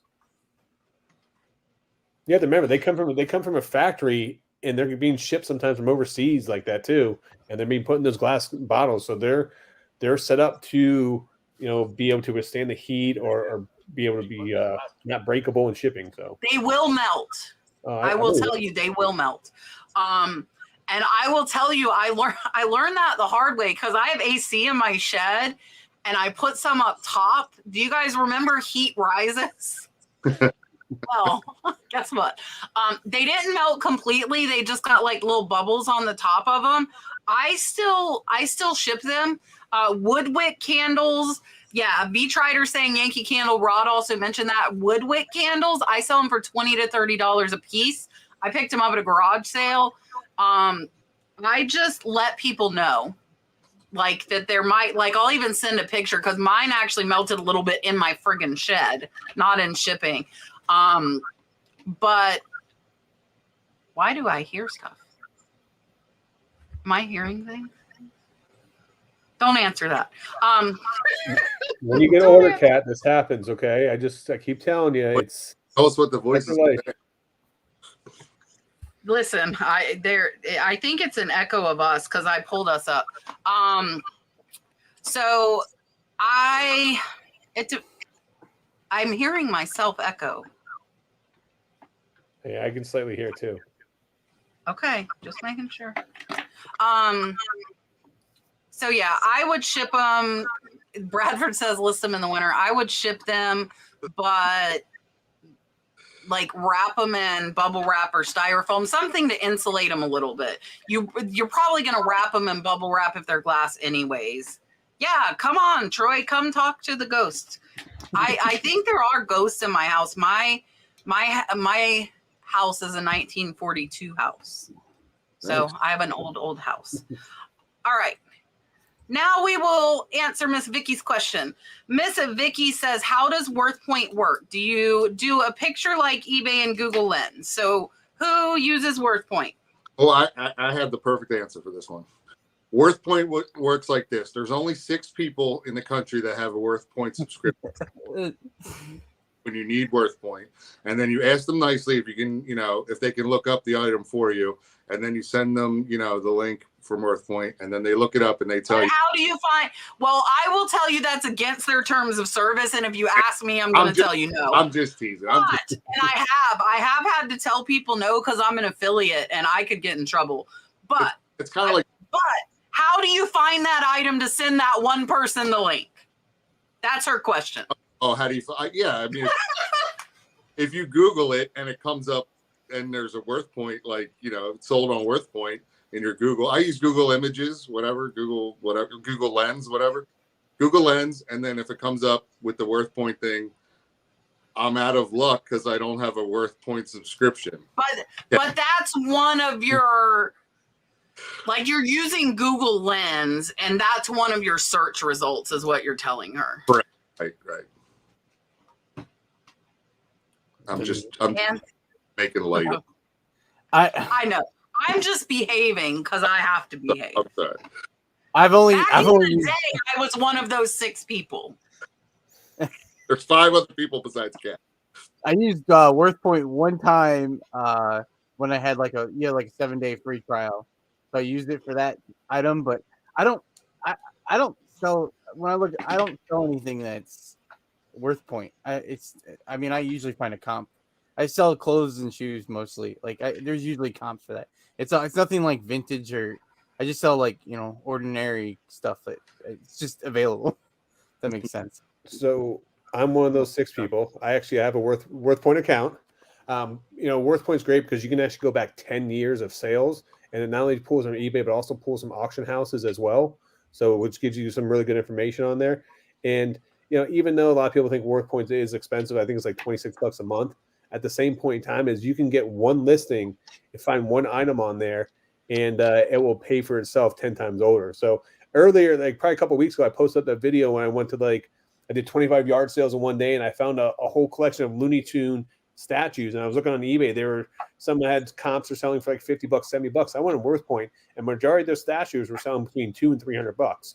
So people will go by the last 90 days, but it's really important, especially if you're dealing with one-off items, to see what the history of those items are, because you could be selling yourself short. Some could just underprice it, be the only one in the last 90 days. But before that, items was selling for hundreds of dollars previously. So it's really important to use WorthPoint, especially if you're full-time or if you sell a lot of unique one-off antiques or items. Now, if you're just selling like modern clothes and shoes, you can get away with not using it. But if you are selling a lot of one-off items, it's worth its weight in gold. So I'm going to tell you, the people saying they can't afford it are the people that are underselling by $300 that could have paid for the whole year of WorthPoint for that one item. Yep. Just saying, guys, and no joke. I see it all the time. I see stuff way undersold, and if they would have priced it like they would have seen on WorthPoint if they paid for it, they would have made enough to pay for the whole year's subscription. I have sold stuff. I sold a Hobey bracelet. There were none on eBay. The other bracelets were selling $300 to $400. Mine sold for $1,500. So I just priced it $1,000 higher. One item, guys, one item, $1,000 higher. That pays for 3.5 years of WorthPoint with one sale. So if you say you can't afford it, I say you're losing money. If you're finding that stuff, I do not think everybody needs WorthPoint. I do not think everybody needs WorthPoint. But if you are finding stuff that Google Lens, like Mike said, so if you Google Lens something and WorthPoint comes up a lot, you probably should buy a WorthPoint subscription. Now, if you don't see WorthPoint, you don't. So as far as how do you use it, you use Google Lens, it will be one of the results. WorthPoint does not have its own search by photo function. So what I do is I just type it in. I did it a lot with Disney collectibles. Same thing. I see people underselling stuff. Bridget, mine sold in 24 hours for $1,500. Yep. Yeah, they'll pay it. You have a history, a 10-year history showing that people are paying that much. And then you see another seller who just sold it for $200 because they didn't do their homework. You're losing money. Or a lot of times, no other comps on eBay. You might find some like one-off, not a one-off, but like a unique item there's no comps on eBay. So you're either just throwing a dart, you know what I mean? If you don't have you're guessing and you're losing money. So just so you guys fully understand WorthPoint, it's the same thing all these major auction houses are doing, like Sotheby, Heritage Auction, Golden Auction. They have their own database that they're going back and looking. They're looking at other auction houses' databases. What WorthPoint is doing, they're just taking eBay specifically. They're throwing in some of those other auction houses, but they're giving you 10 years of data for you to go through. eBay will allow you to go back now 2 years of data through their research of Tier Peak. But the same point in time is, the biggest thing I can say is the famous saying is you stepping over $100 bills to pick up pennies if you're not using worth point to your advantage, because and there's tiers, right, Kat? Rod, there's like I have the cheapest one. Right. I have the cheapest worth point subscription. So here's the thing. Miss Barbara's got a good point. So if you don't use worth point, you go price it at $200 when the last one sold for $500. You just drop the value of that item single-handedly. But I'm still, I really don't think everybody needs it. I don't want you guys to think I'm saying everybody needs it. They don't. But Scott here and myself and Rod, if you're selling one-off vintage items, you probably need it. You probably need it. If you're getting stuff all the time that you can't find on eBay, you probably need it. And also, where did this other one? But also, yeah, if it sells in minutes, you're like, oh crap, what did I just do? Yeah. But also, too, it helps me when I find like items I can't find on worth point, or then I'm like, okay, is this a museum piece? Is this something that is super rare? Do I want to put this thing up? Or does nobody want it? Yeah, or that too, yeah. But I mean, if you have like a super rare item, and like, for example, one of the items I'm going to go look at this week is a super rare item. I looked on worth point. None have sold in the past 10 years. I've looked on auction houses. I've looked on a bunch of different vintage sites. I cannot find this item anywhere. So, like, if I get this item, I'm going to list it super high because it might be the only item that's available for that. It's been around for a while now. So, I'm going to put this up here and say if you subscribe to everything, you would be broke or you would be making a lot more money. One or the other. And I am a firm believer in paying for tools that make me more money in my business. Photo Room is one of them. Another, especially since Rod taught me the new thing that I waste hours on. So now I'm really losing money. But Photo Room, Worth Point, those are two. List perfectly. I'm making an extra 1,000 plus at the end of the year. They are tax deductible. Troy is right. Those are tax deductions. Don't get it if you don't need it. I got them as I could afford them and as I needed them. Yeah. So if you don't want to sell on other platforms, you don't need List Perfectly. But yeah, they pay for themselves, guys. If they're a good product, they pay for themselves. Think of a thermal printer. Yeah. How many people were literally cutting out their labels and literally taping them to package? I did for years. Because I didn't want to pay the $300 for a thermal printer because they were super high in the very beginning. And then once I did that, I've saved so much time, which is in return allowed me to list more, allow me to be faster shipping, allow me to get more work done. So the biggest thing here is, you want to make sure that you're using items that are going to benefit you and save you time, save you money, and help get you to where you need to go. And if you don't use it, end it. Don't let it keep going and going and going. I had like a second Posh Share thing and I ended it. If it's not making you money, don't subscribe. But I would not try it because you don't want subscriptions. Try it. Most of these are going to pay off in a month or two. You're going to know fast if that's a good asset for your business. That's I don't know. I think it pays off. I'll get off my soapbox now. Thrifting is my hobby. Said I had an auction listing, changed it to buy it now, and can't figure out how to delete it from the unsold. I think on your phone, it's just left. It's on the right somewhere, right? Or you? On your phone, I don't know if you can delete them on your phone. I'm gonna go look now, because I delete mine off of. You can't delete them on your phone. You have to do it on the computer. If you go to listings and unsold on the computer, you can delete them there. I've been deleting mine because I had like 5,000 because I was doing the end and sell similar. Oh, I can't. If I can show us. Well, I'll make you big. Show us. Okay. I mean, I have it all the way down. What the heck?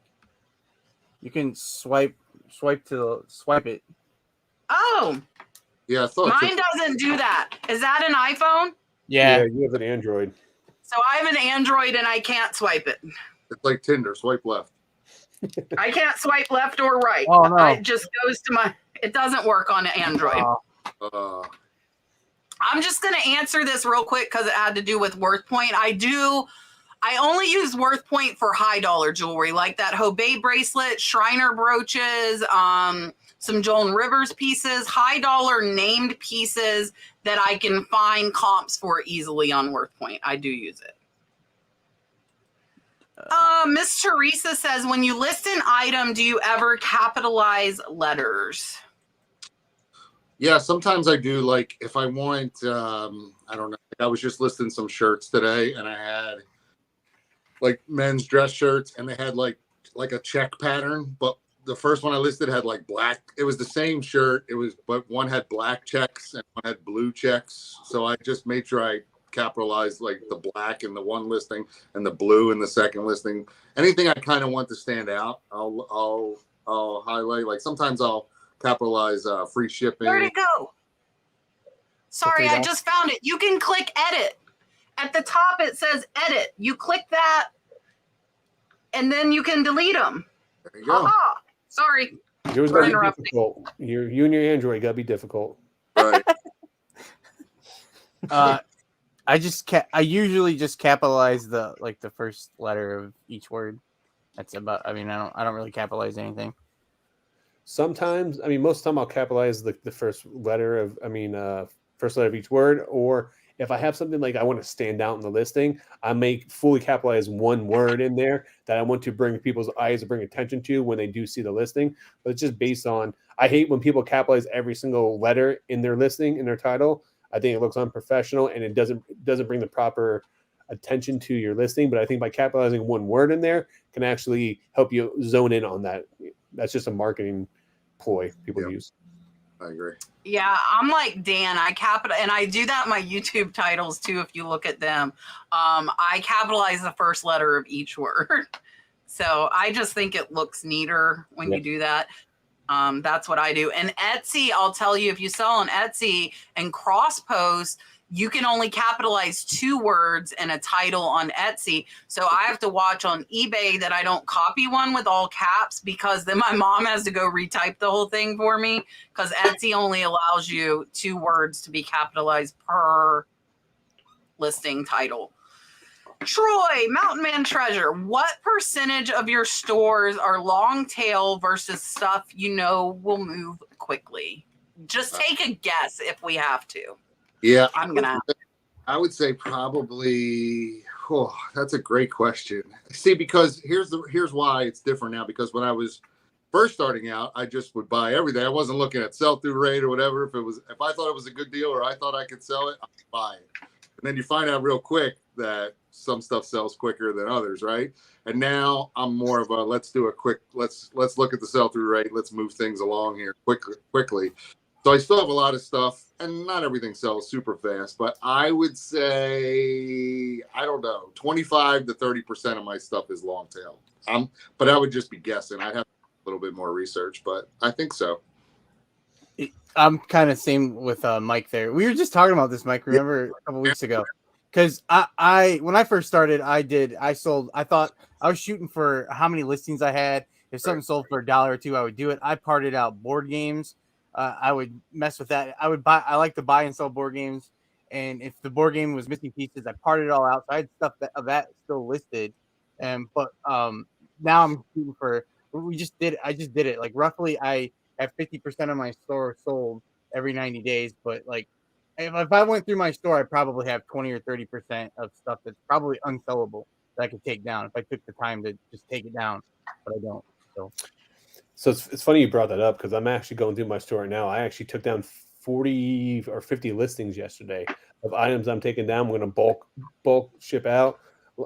Probably half of those were Funko Pops, because Funko Pops either sit forever or they can sell super fast, one or the other. So I've cleared out all my Funko Pops. They're $10 or less. If anyone's Funko Pops, hit me up on Instagram. I'll give you a great deal. I'll sell you a whole bulk. You should do them on Whatnot, Rod. Yeah. Yeah. I take them to an auction house and just drop them off. It'd be the same thing. They could sell them one big lot for me too. But that's what I thought I'd do. But I would say for me, probably about 70-30. And the reason why mine might be slightly higher on the long tail thing, because I deal with a lot of high-end collectibles, and you're going to have to wait for the right buyer to come around. And also too, I get a lot of items graded. So getting those graded items, they may sit in my store for 3, 4, 6, 7, 8 months before I sell those. So, but those returns on those are, 5, 10 times the amount of money I would make, and we're talking about anywhere from hundreds of thousands of dollars. So it's worth it for me to let those sit in there forever for a right buyer to come by.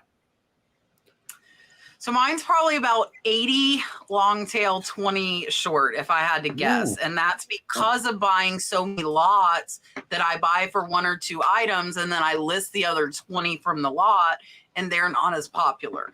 I am trying to change that. And when I start sourcing more, I am going to change that.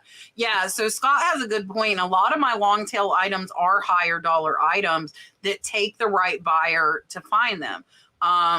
So Scott saying he doesn't mind waiting if it's worth $300 or $400. Mine, a lot of it is from buying lots, but in the future, I'm going to try and pay a little more attention to that, because I would like to have at least a 50-50 mix. I think I'm really heavy on long tail right now. And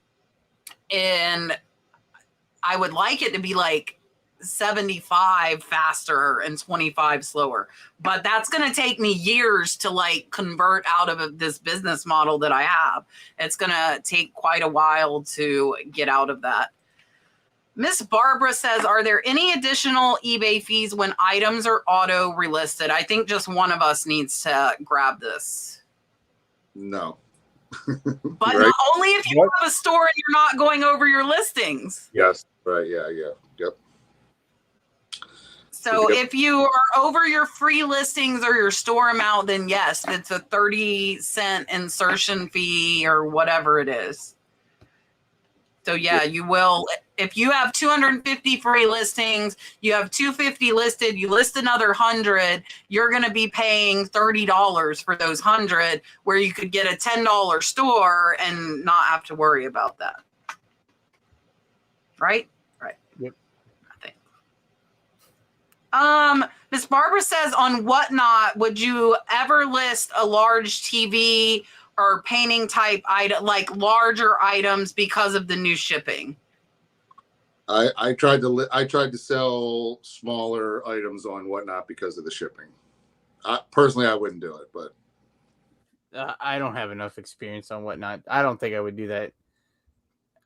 I don't understand the new shipping, to be honest. Like the new shipping. Yeah, I wouldn't sell any big items on there. I usually sell smaller or focus on collectibles on there, but I would focus on the bigger items on eBay or local sales. I try to sell my bulkier things locally, like Facebook place. Yeah, and I really don't even like selling my big resin items. Aunt Roberta brought these big recycled glass pieces last week, and I'm like, Brooke is gonna kill you.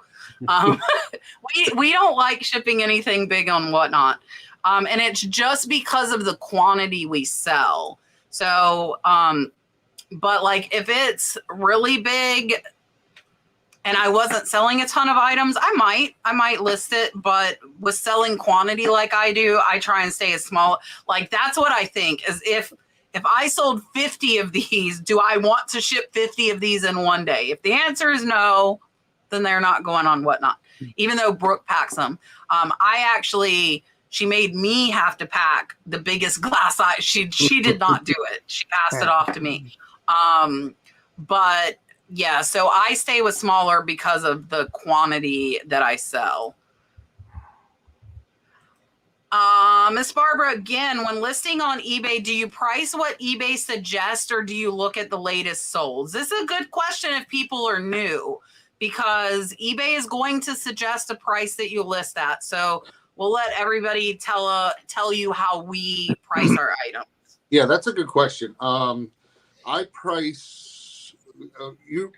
based on sold comps, and then but I will adjust depending on like if I want to sell it quickly or if I know I can get a little bit more for it. Like even if, like just say the last item that I'm listing sold for $24.95 or whatever, I might list it for $30 and just I might put best offer. I might not if I've known that I can get that for it, or if it's small enough where I don't mind holding on to it for a little bit and trying to get a little bit more out of it. I mean, there's a lot of other variables, but generally I price it on sold comps. Yeah, I price on sold comps. I look at their suggestions. You can click on the chart there and see what it is. And when you click on that chart, a lot of times what you put in that you're listing, those pictures that they're suggesting, they're not what you're actually selling. It's something completely different. So I just don't trust it, to be honest. So I do everything I do it myself. Yeah, I base mine off sold comps, and I look at two different things of sold comps. I search from highest to lowest just to make sure there's no variant or an error or something like that I'm missing out on I didn't know about, and then I'm looking at most recent. So I want to see where it was in the last 90 days, the highest sales, and then where it is the recent in the last 30 days, and then I base my price point off that, depending which way it's trending. And then when it comes to eBay suggested, that's a suggested, if I'm not mistaken, is based off the 90-day average price. And if you're pulling items that aren't from your actual item, it's going to skew that. And there's times I've gone in there and had like a $10 item. They said that the average sold price is like $57. And I was like, where are they getting these prices from? And then, but if it's a cheaper item, if the item's like $10 or less, then I'll take that in consideration, because if I see stuff like the average selling at $6-7, I'm going to list it at $5. Not that I want to sell stuff that low, but I'm just using that as an example because I want that item to move so a little bit below market value. So. Yeah, so I would never use that. I agree with Dan, though. I do look at it sometimes if it's different than what I was thinking of pricing, and you can click it and see what those items are. But you got to remember that is not a person telling you a suggested price. It's a computer that is going to pick little keywords out of your title, and it might not necessarily be the same thing you're selling. Sometimes it is, like, especially with clothes, I found it's pretty decent on the comps of like Nike polos or different polos. But I would use that as a tool, not as like the end all be all. You can look at it just to see what it's saying, but definitely still do your research for sure. Unicorn Museum, do you have any tips for sourcing on Whatnot? I have been randomly clicking on shows and categories I sell in, but it's overwhelming. How do I know if some rando is honest and the stuff is legit? Unless it's cat, of course. That's a good question. I've never sourced on Whatnot, so I wouldn't really be able to answer that really, but that's a good idea. I might check it out too. And I guess the way I would go about it is randomly click on people's lives and just see how it goes. Yeah, I don't know. I don't source on Whatnot. Yeah, I haven't sourced on Whatnot either. But I just started selling on Whatnot last week, so I've been watching tons of shows just to check it out, and it's the same. I mean, you just Dan rated me. I just remembered that. Dan rated me. My first show. First show. I was curious about how I haven't honestly used it at all. I signed up and then I wanted to take a chance and sign up to sell, so I just went around and looked, and it's the same. If you're sourcing, if it's good prices, I would look them up on eBay, comp them, and then if they're having a good price and stuff. But I mean, I don't know what else to say there. I haven't done it. I've sourced a bunch of stuff off Whatnot. What I usually look for is certain categories that I want to go to, and then I'll click on probably streams that have like 10 people or less. And the reason for that here is I'll go in there, see what they have to sell. And then I'll check when I go in the stream first, see what they're putting up, and then I'll go look on their auction, because if they list their auction prices, all their listings on there, I'll go in there and quick see what they have to see if there's something I want, and see if they'll run it for me, because they do run stuff cheap, or they'll run stuff for people that do requests if it's a smaller show. Also, too, I look for a lot of auctions that start out like they do $1 auction, $2 auctions, where I know it's going to have a low starting price, and try to get stuff that's undervalued. Also, too, if you see people that are kind of disorganized, and sometimes you might want to just stay in that chat for a little extra minute or two just to see kind of what they're doing, because people have a tendency to get pissed off and leave and right away because they're taking too long to do stuff. So. Yeah, read their reviews, guys. Read the reviews. Yeah, I'll tell you, if you miss my scarf show, I did not go through them. I had several scarves worth well over $100, and I did a $5 start. Some people just got amazing, either if it was for themselves or to resell. I just had some Brooks Brothers scarves that retailed at $150 that were like new. So I will throw my stuff up there. I've sourced a little bit on Whatnot. I would look for shows with low numbers of people and low starts. That would be the first two things I would look for. Under 10 people in the show, and they have a title that says $2 starts, $5 starts, because I know it's less, and then you could check their reviews. But check the reviews, guys. Check the reviews. But I have not sourced except for Whatnot to my jewelry in over a month now. I haven't sourced actually any jewelry in over a month either. I'm trying really hard not to buy when sales are low, when I already have stuff here. I don't need to buy. And that's why a lot of longer tail stuff's going up, because that's what I got in my death pile. Loca Family Flipper says hello from Idaho.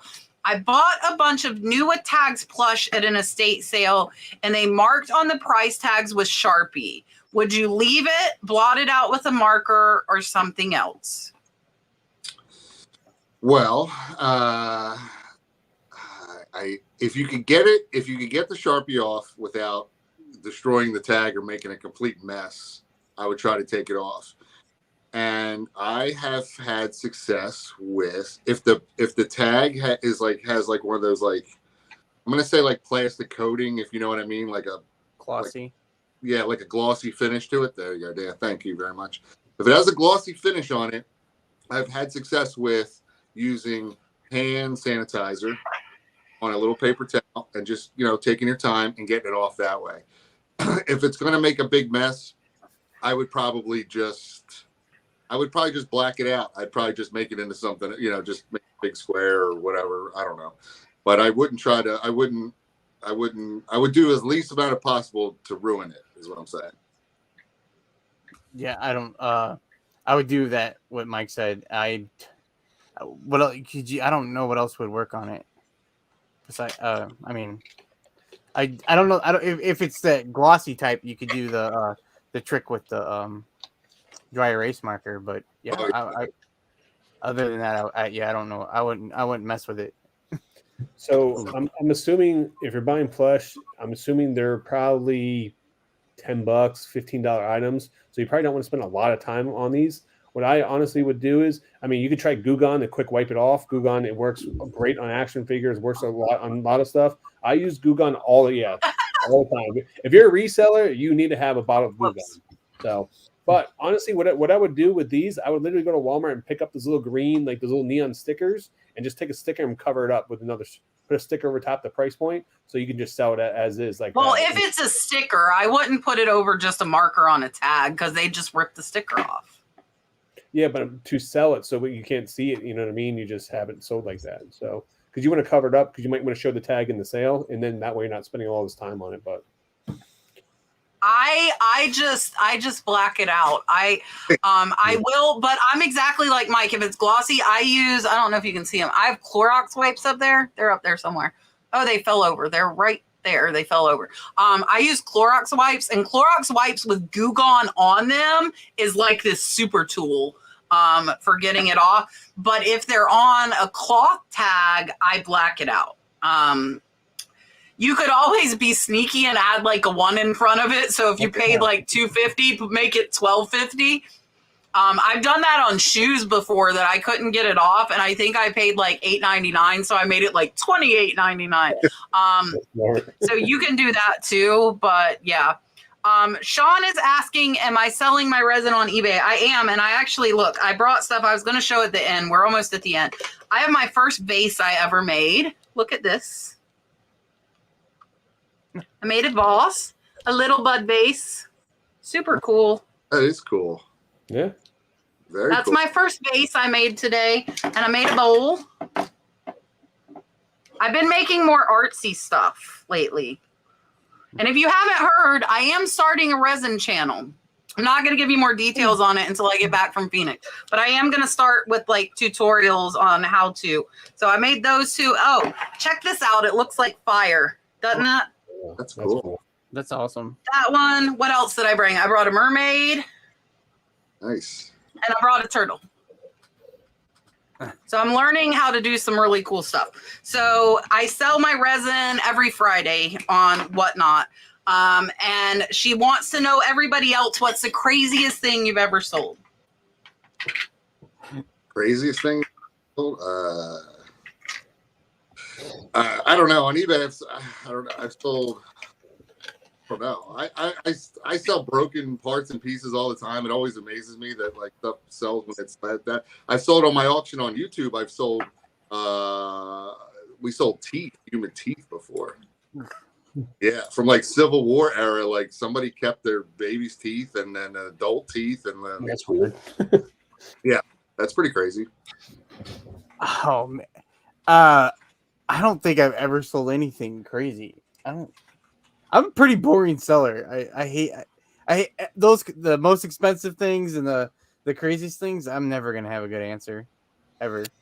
So I sold a baseball bat wrapped in barbed wire had bloodstains on it on eBay. Like from what you did. Used in a pro wrestling match, and I got it, and then I ended up selling it on eBay. Nice. Yeah. Yeah, I haven't really sold. I'm boring like Dan. I don't feel it. I mean, I sold deer antlers. I sold a couple of deer heads on eBay. Locally, because the taxidermy laws are absolutely ridiculous. They are. Miss Barbara keeps telling me to fill my pockets with resin pendants because she thinks everybody's going to want them at Phoenix. I mean, I should start signing my art. I want to think of something cool to sign them with, though. I'm learning a lot of new stuff, so I'm excited about doing a channel about it.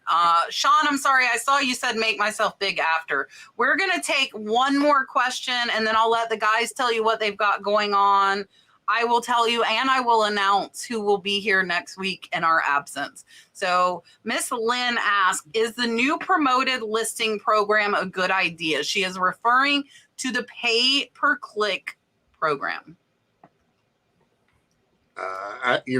For me personally, eBay gets enough of my money, and I'm not doing, maybe if they got their stuff together and made people pay right away for when they buy things, I would do their pay-per-click program, but that's just for me. I don't do that program. I'm not going to do that program unless that's all they have. I just do regular promoted. Yeah, I can't. I'm not paying pay per click. I can't do it. So when eBay was testing that out, Rally Roots actually did a video where they took a vintage T-shirt and they put it up on eBay, and they did the pay per click. I think they ended up paying like $180 for this promoted listing, and I think I don't know if the shirt either didn't sell or it ended up selling, but for like $175. So they lost money doing the pay per click. So yeah, I'm going to just stick with what I'm doing right now, because why change it? I mean, it's not broken. Why fix it at this point? From the way I look at it. Yeah, and I will second what everybody said. I feel like I answered that question in the chat. I'm not signing. I am not signing stuff. Me and Rod are clicking at the same time is what's going on. We're having clicking wars. I'm not signing it. I'm gonna I want to get like a little stamp. Like a branding iron, a mini branding iron. Where I bet they make those on Etsy. I'll find one. Yeah. Because then it would melt the resin. It would be cool. You know what I mean? Like melt a brand. Maybe I'll melt a dolphin into the resin. Yeah. Anyway, find one of those kitchens that sell the little mini things, like they do a little cooking channels. You probably get like a little branding thing there. Yeah, like I could sign it, but some of the pendants are so small it would take away, especially if they're clear. So I don't want to take away from the pieces. That's why I haven't been. And like the mushrooms are clear, same thing. A letter crimper wouldn't go over this stuff, and this is hard. Yeah, a little dolphin. I need a little dolphin branding iron that I can. And then when do that, when you meet up with people, if they're like really, into your channel, if they like me, I can brand them. Cat brand on your arm. Yeah, that'd be cool. Totally. You need to nickname your followers now, and then get that so they can just be all branded as you go. Look, Cat's Tats, right there. What were we answering? Now I forgot. Oh, the promoted listing. Unless you're a big company with like 500 of something, I don't think it's worth your money. Like us little people, and by little people, I mean selling under 500,000 a year, I don't think it's probably a good idea. So, Mike, okay, I'm going to make Mike and Dan big, much to Dan's dislike. He's going to talk to you, whether he wants to or not.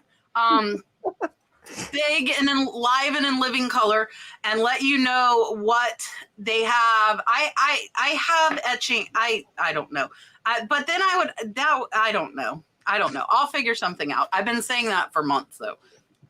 Anyways, all right, here's Mike to tell you what's going on. Then Dan will, then Rod, and then I will. Hashtag cat stats. All right, here's Mike. Hey everyone, thanks again, Kat, for having me on. I always have a great time. Great questions in the chat. The January auction house is where I have my live auction Sunday night, 7:00 p.m. Eastern. Even if you don't buy something, we have a great time in the chat. Stop on by and see us Sunday night, 7:00 Eastern. Thanks again, Kat and Rod. Oh, You're welcome. Here's Dan. You're going up there, buddy. Oh. All right, Kat, thanks for having me on. I appreciate it. I'm doing on my channel on Wednesdays. I do just a live, I just do my shipping. I've been focused on getting my listings up, so it's been hard for me to do videos lately. So I'm committing to a live on Wednesday where I just I get depressed about how many sales I have and shipping them for an hour. And then Thursday, I'm doing my third Whatnot show. It's dysfunctional. I have probably 5 or 7 people that are gonna watch in the chat, and then items are going to start around $2 up to $5. So it's great, I guess, sourcing then. So that's it. Thanks, Kat, for having me on. That's all. I don't know. Oh, look, there's my fellow panelists coming in the chat late. Go figure. Hey, Dan, what time's your show tomorrow so people can know?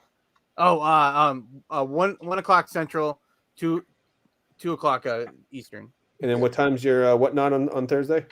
2 o'clock Central, 3 o'clock Eastern. There you go. Yeah. So I just dropped a new video today where I turned $20 into $500 at a garage sale. So go check it out. Any questions that we do not answer tonight, please feel free to reach out to me.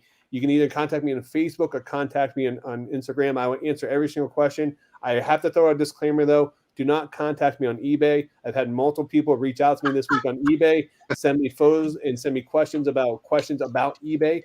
I cannot respond to those because eBay does monitor the chat on those. So, I do, but I probably shouldn't. Yeah, you shouldn't because eBay monitors those, and especially if they're asking you questions about stuff on eBay that you don't want to put on eBay. So put it that way. And then I'm doing a Whatnot tomorrow night, plus sale. Everything's starting at $2. Starts at 7 p.m. I'm just blowing stuff out. So you can find items to resell there if you guys want to. And then me and Kat will be in Arizona next week. So make sure you guys be part of this. Kevin? Yeah, with Kevin as well. And we're going to be doing the camp listing party. So make sure that you guys check that out. Yeah, so I will be live on Whatnot tomorrow with vintage and estate jewelry at 8:30 p.m. Eastern. Friday is my resin. I'm going to sell my first little vase.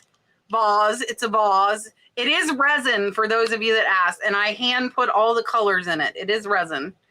And then I think I like my turtle the best. And all of these pendants will be available as well. $5 starts. Next week, we are not going to be here, and I will have a What Sold video Thursday. Next week, we are not going to be here. Here is who is going to be here in our absence. Running the show for me is going to be Yvonne Thrifty Rich, and Dom Primetime Treasure Hunter will be her co-host. Their special guests are going to be Jocelyn, Crazy Lamp Lady, along with Lindy Glenn. So please behave while we are gone. Please behave. If you have a moderator wrench, please use it. Do not let the nastiness and ridiculousness that comes along with those big channels get in. Dom will be in Rod's seat. Yvonne will be in mine. Jocelyn and Lindy, I'll let Yvonne decide who goes in the hot seat. Those are two of her best friends. Those are the 4 people that will be running the show. We will be in an event. So we will not even be in the chat, guys. It is the Wild, Wild West. If you have a wrench, use it. Please use it. So yeah, it will be a good show next week. And behave, people. Behave while we are not here. Please be on your best behavior. Yes, Miss Barbara, I gave you a wrench. A few of you got wrenches tonight. Please watch the chat for me next week. I appreciate it. I'm going to pick 1 or 2 people to drop links. I don't want everybody dropping links and it'll be blah, blah, blah, blah. Scott, I sent you a message. You might be that person. Thank you. I love you. So thank you. Yeah, we are going to try and peek in if we can. So thank you guys for coming. Congrats to all the winners of the List Perfectly tickets, camp listing party, and American Bubble Boy tape. I will be giving away a couple more cases of tape on the next 2 times that we are here. I'm not giving them away. So please, Kathy, I will, hold on. Let me find you. Hold on. Whoa. I didn't have the chat open, so it's like, it's slowly loading. Very, very slowly. I'm trying to find you to give you, hold on. Oh my. It's like loading an hour of comments. I started. Hold on. Oh wait, I found it. I think. Oh my gosh. Okay, I found it. Stop scrolling. Okay, Kathy, I gave you a wrench. So we will see you guys in 2 weeks, unless you are watching us live from Camp Listing Party. So you can do that as well. And thank you, Mike and Dan, for coming on. I appreciate it very much. Rod, thank you for sticking around so long. And we will see you guys next week. Thank you all.